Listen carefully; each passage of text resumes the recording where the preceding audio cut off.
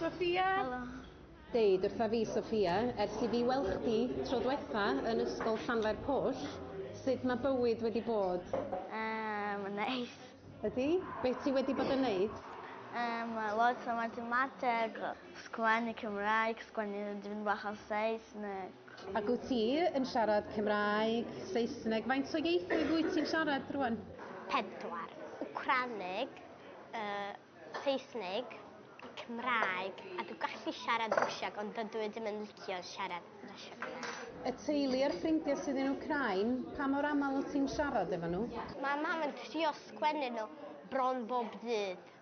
Mae mam yn trio, ond dydyn nhw ddim yn gallu siarad bron bob dydd. Mae uncle fi, uncle arall yn byw, mae'n byw dim bell o'r centre. Mae nhw'n bombio lot yna. Mae traed fi yn Wcrain, mae uncle fi yn Wcrain, ac mae aunty yn Wcrain, ac mae'n grandma yn Wcrain. Be maen nhw'n ddeud pan maen nhw'n siarad efo ti? Mae'n ofyn achos ti'n byth yn gwybod lle mae'n bomb yn dod. A sut mae hynny'n gwneud i chdi deimlo? Trist. Un diwrnod, wyt ti eisiau mynd yn ôl i Wcrain a gweld pawb eto? No. Beth wyt ti'n edrych ymlaen ato fo pan fyddi di'n gallu mynd yn ôl i Wcrain? Bydd pawb helo, rhedeg a cael hugs mawr.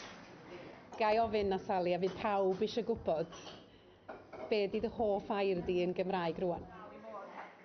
Archfarchnad, a hefyd, rwan, dwi'n licio un fwy o gair. Llanfau pwllwen gilgo geri, chwyren dro bollan tystylio gogogoch.